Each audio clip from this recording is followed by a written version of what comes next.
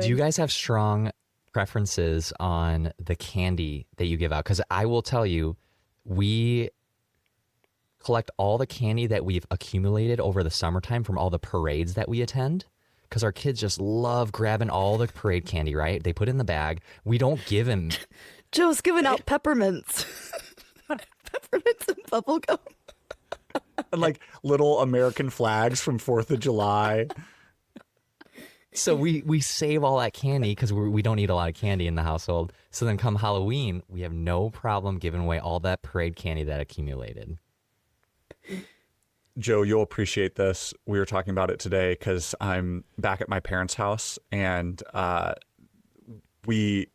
grew up in a very wealthy neighborhood. My dad's a pastor, so Oh, God. we were roughing it. But no, the thing specifically in Lake Forest is that like there's this competition or social pressure to provide king size candy bars, and I remember growing up, it's like, man, why would anyone not do king size candy bars? Those are all the cool houses. That's the best thing. And now I'm sitting there thinking like, these people are spending hundreds of dollars on candy. And because it's become a thing, now other towns and stuff will like bus kids and families in. So then it's like, there's just even more candy that you need to buy. And it's become this whole thing that's just ridiculous. I cannot believe you just said your childhood was like, why would I not do king size? You know what I was hoping? That I didn't get ramen noodles at every house. Okay. Ramen? Man. Yeah. I mean, it was cool with like a couple houses, but not all of them. Like, give me some candy too. Oh. Yeah, no. It was all candy, except the people that like, hand out toothpaste. Potatoes. Where did you grow up? Ramen and potatoes? Like, what's with the starch? Like, it's I don't think it was a my city thing that we handed out candy. Okay, no, but you haven't seen the thing where like you put like people can either take candy or potatoes, and kids are like, "Ha ha, it's a potato," and so they all take the potatoes. No. Maybe this was a fever dream. That is a fun social experiment. thing. Yeah. That's entertaining. Yeah. Yeah.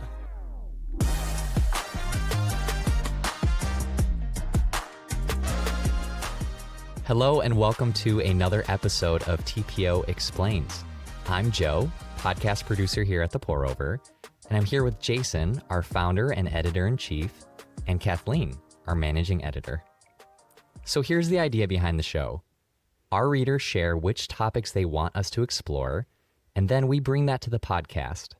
Today's winner: why is the government not reopening? Yes. We've actually gotten this question a lot. Yeah, and I am hoping it reopens. I'm also a little panicked that it will be reopened by the time that we post this, and this episode will be less valuable. You know how like when you wash your car, it rains the next day? Maybe it's the same thing. Like if we release this episode, the government will reopen. Yeah. We did it. Yeah. We were the ones. We did it. Yeah. That got it to reopen. All right, Joe, my first question to you is, do you know how long the government has been shut down? I remember from our previous episode, which I can link in the show notes for those that missed the whole episode explaining government shutdowns. I believe they have to reconcile the budget every year. Jason, you said it on that episode. Is it September 30th? Yeah. So the government, by September 30th, because the budget restarts on October 1st. So technically 12/01, October 1st, it's been shut down. So right now, recording this on Wednesday, it's like 28 days. This should release on Saturday, so it'll be like 31 days. Joe, what does it take? How does a government shutdown end? We need to all agree on the budget for all the different departments you mentioned. And again, I'm alluding to the first episode where we talked about this. You mentioned there's like 12 different departments, I think. And so they got to pass the budget for all those 12. They got to say, all right, fine, we will concede on this point and that, and let's come to an agreement. Yeah.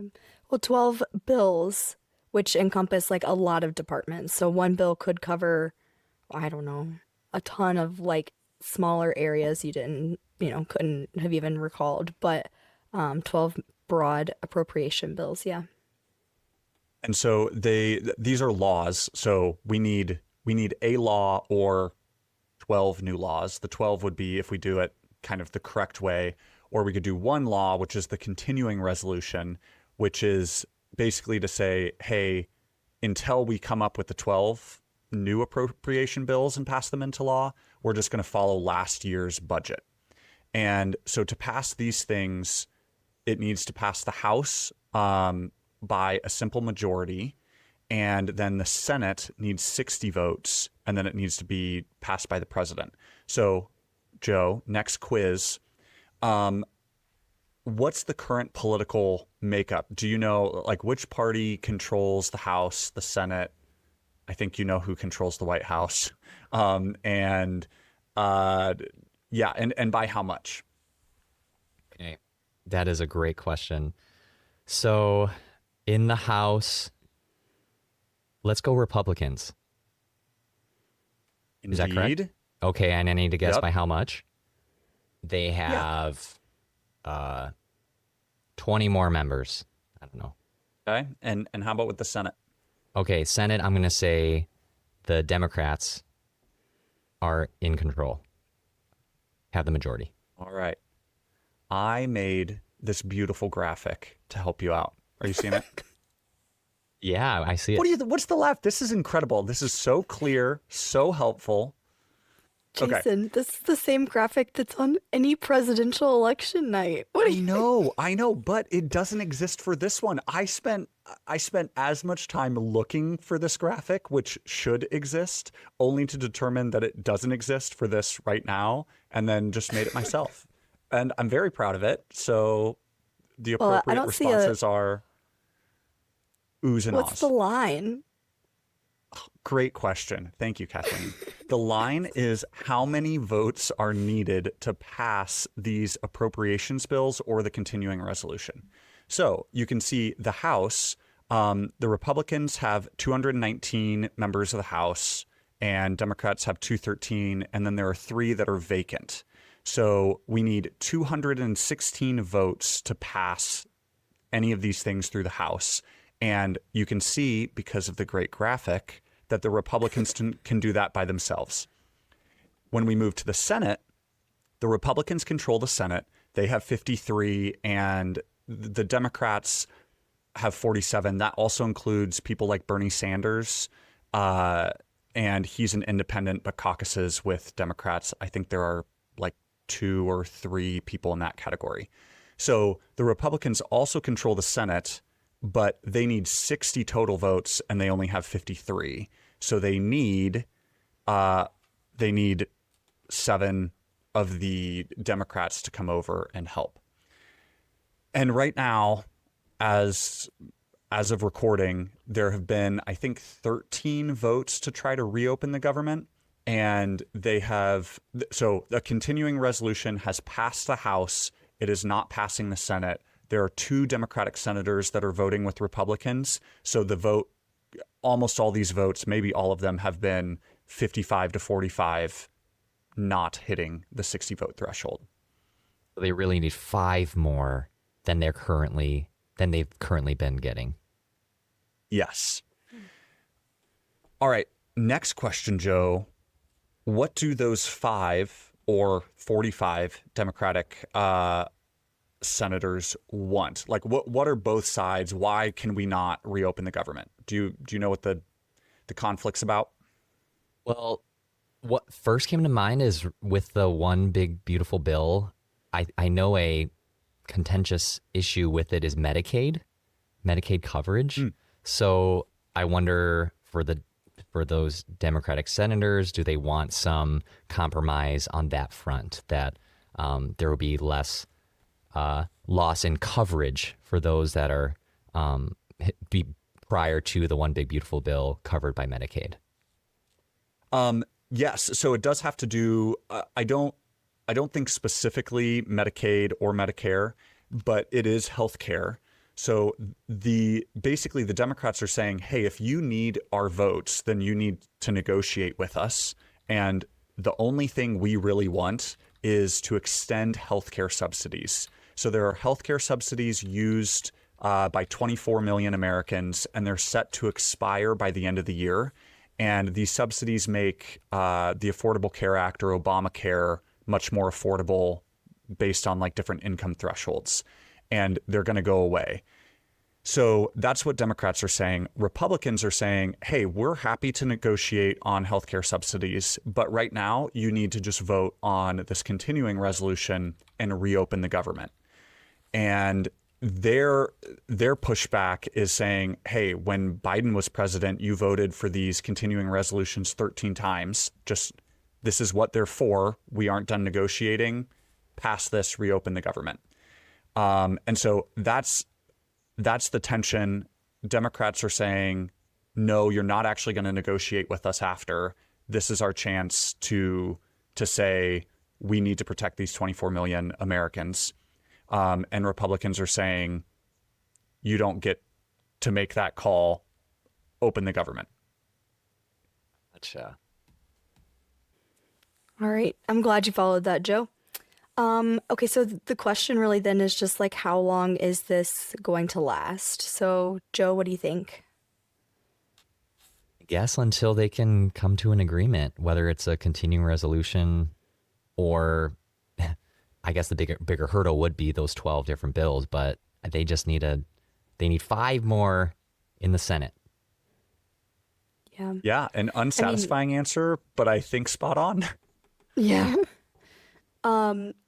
I think in theory it could go on forever, right? But it's never exceeded, what, 35 days? Is that the longest? Yeah, and that was I think it started in 2018 and like went into 2019. Yeah, I agree. I think in theory forever, but in practice we're thinking about, days, maybe weeks, probably not months, but we'll just find out and see when it's done.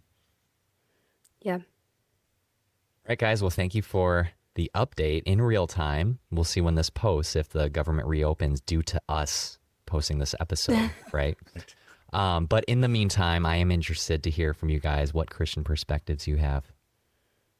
Yeah, the one that came to mind for me was just thinking, like, this has turned, and especially spending so much time kind of figuring out what both sides were saying.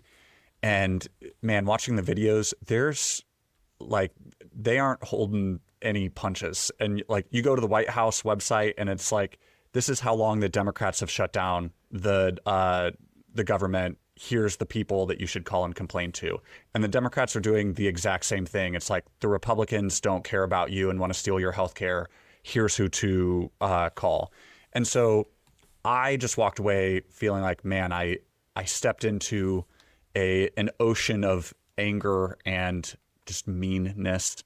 And so this perspective came to mind that I don't know who wrote it at the Pour Over, but it is easy to become angry and indignant over world events, but much more difficult to live with the tension of desiring change while simultaneously loving everybody involved. And so that is what I'm going to strive to do for as long as this shutdown lasts, is desire it to change, but also love everyone involved. My takeaway was similar. I just think about, people have opinions on this and have stances on the government, and we often say both your stance and how you take your stance are important. So, if this is something that is impactful to you or that you care about, that's okay, but how you take your stance and how you communicate that also is a reflection on Jesus. So just choosing to have that posture of humility and of loving others was my perspective too. Man, so great, guys. Well, thanks everyone for joining us for another episode of TPO Explains. As a reminder, you can watch this episode on YouTube and Spotify. We'll post Jason's amazing graphic that he made for the purposes of this episode. Thank you. Thank you. Make sure to like, comment, and subscribe. We'd love to hear your thoughts and feedback. Thanks for tuning in.